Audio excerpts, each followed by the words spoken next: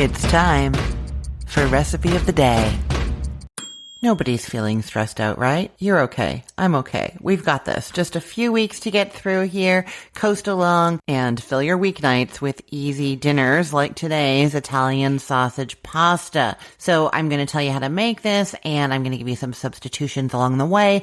But it's got vegetables in it. There's kale, there's peppers. You could add mushrooms if you wanted to. There's beans in there, and then there's also cheese and that wonderful sausage. You can use turkey or pork Italian sausage, and it will be delicious, satisfying, healthy, colorful, all of the things. Okay, you're going to start by cooking up 12 ounces of pasta according to the package directions. I'm using penne here because it's just kind of that medium shape that's going to work perfectly with this pasta dish. So you're going to cook that according to the package directions and then drain it when it's done. And then you're going to put it back into the pot that you cooked it in without the water. Of course, you drained it. I'll just say my pot holds the heat really well. And if I put the pasta drained back into it, some of it will start sticking on the bottom. So what I actually do is while the pasta is still in the strainer, I just run some cool tap water into the bottom of the pot, swish it around a little bit, drain that out down the sink, and then put the pasta into the pot. And now it's not going to stick. Put the lid on and it'll stay warm until everything else is done. But while that pasta was cooking, you can be getting the rest of that pasta dinner going. So what you're going to do is get out your largest skillet. I like to use a non-stick skillet just because nothing sticks to it. But really the more important thing is that it's big and you have room to move everything around. If it is not non-stick, if you're using cast iron or aluminum or something else, it's going to be fine. I'll give you a tip partway through of what to do if anything is sticking. Okay. So you get out your big skillet and you put it over medium-high heat, and you're adding in 5 Italian sausage links that you've taken the casings off of. It's about 1¼ pounds. And to take the casings off, I just use kitchen shears and snip the casing all along the sausage, and then it just comes off. You just pull off the casing. I used to try and squeeze the sausage meat out of the casings, but that was kind of messier, and often there was still sausage left behind. The scissor trick is way better. I will say even better than that is if you buy the bulk sausage meat. You can get Italian sausage meat that has not been put into casings. It's just kind of like ground beef, but it's the ground pork or the ground turkey with those Italian sausage seasonings in it. Having said that, the other thing you could do is just use whatever kind of ground meat you want and add your own Italian sausage seasoning. And so I'm going to link to my homemade Italian sausage seasoning for you in case you wanted to do that. So you have 1¼ pounds of links or meat, and you've taken the casings off of its links, and you're putting those into the medium-high heat pan and press down a little bit so it has good contact with the skillet. It'll brown a little bit better, and you just leave them alone until they're browned underneath. It's like 3 to 4 minutes. Then you flip them over, and that's when you start breaking them up and cooking them until they get nice and crumbly and no longer pink. It's going to be about 2 to 3 minutes. Then reduce the heat down to medium and add in 1 chopped onion, like a medium-sized onion, 1 bell pepper that you've seeded and chopped, and 2 or more cloves of minced garlic. Stir that around. Now, if you were not using the nonstick skillet, if you have something that is not nonstick and the sausage has stuck a little bit, the liquid from those vegetables, from the onions and peppers, is actually going to release and can help you to scrape the bottom of that pan.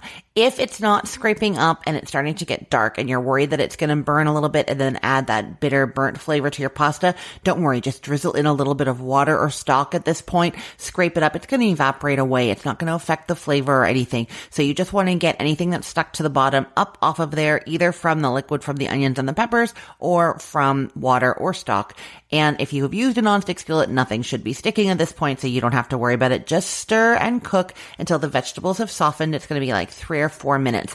Then you're adding in a 14-ounce can of drained cannellini beans. You can use a different kind of bean if you want. I just find these kind of like Italian feeling. They go with the sausage to me. And you're also adding in a 14-ounce can of diced tomatoes with the juice. So don't drain those. Now, if you want, instead of the diced tomatoes, you can use 14 ounces of tomato sauce or of whole tomatoes, crushed tomatoes. 14 ounces is about 1 3/4 cups. If you have a jar of pasta sauce open in the fridge, that's how much you want. If you're using the canned whole tomatoes, you just need to break them up. My favorite way to do that is to take some clean kitchen scissors, kitchen shears, and stick them right into the can and just go snip, snip, snip, snip all around right in the can. That will break them up.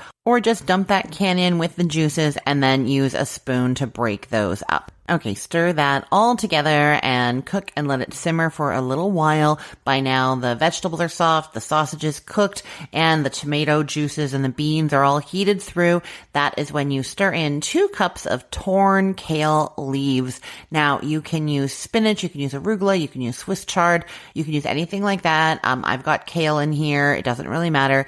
You're going to put probably half of them first and then stir, let them wilt in, and then put the rest in. And that's just because sometimes you pile that whole 2 cups right on top and it doesn't quite fit, and then you're trying to stir them and they're like falling out or whatever. So just add in half, stir it until it's wilted, then in the other half, and we are almost done here. I'm just going to say you might have noticed that I haven't added any seasonings here at all, and that's just because that sausage has so much flavor in it, and it's just kind of like getting that flavor spread out into everything. You're not going to need very much, and we're going to be adding some cheese in a moment, and that adds some saltiness too. So you don't really need to add anything else. Okay, so once that kale is wilted in, you are stirring in a 1/4 cup of heavy cream. Instead of the heavy cream, you can use whole milk, half and half, or evaporated milk. That's going to be fine. It shouldn't curdle in here because we're not keeping it on the heat for very long, but my tendency is to use the heavy cream because it doesn't really curdle, even when it's at a higher temperature, even if it's in contact with acidic ingredients like the tomatoes, whereas the dairy products that have a lower fat content, they do run the risk of curdling. So if you're using something other than the heavy cream, I would actually recommend that you drizzle it in and then almost immediately take it off the heat because you don't want to risk that curdling. And if you are using the heavy cream, you're taking it off the heat in a moment anyway. So that's what I mean. It's not going to really matter here. So you're adding in a 1/2 cup of shredded mozzarella and a 1/2 cup of Parmesan cheese. Stir it over the heat just for a moment, or off the heat if you took it off the heat, and just until it's melted. And then that is it. You've got your pot of drained penne, and you're going to spoon this sausage mixture into the pot of pasta. That pot of pasta is probably bigger and has more room, more space than your skillet. So it's going to be easier to stir everything in there than to try and get your pasta into the skillet with the sausage. You know what I mean? Okay, so you spoon all that cheesy sausage, kale, bean, vegetable mixture into the pasta, stir it all up. You can add a little bit more Parmesan cheese on the side if you'd like to serve it, but otherwise that is it. Quick, easy, delicious, hearty, wonderful Italian sausage pasta. I will put the link to this recipe in the show notes for this podcast episode, or you can head to cookthestory.com/ROTD and get it there, or find it in our Facebook group, facebook.com/groups/recipeotd. And hey, just a quick note. I'm on a recording hiatus right now, so for the next little while, I'm replaying episodes from the archives, including this one. If you heard me mention a holiday, a season, or something going on in my life that seemed a bit off, that's why. Thanks so much for listening, and I hope you're enjoying these older episodes. I am Christine Pittman from cookthestory.com, thecookful.com, cookfor2.us, and from this podcast, Recipe of the Day. I hope you have a great day. Let's get cooking.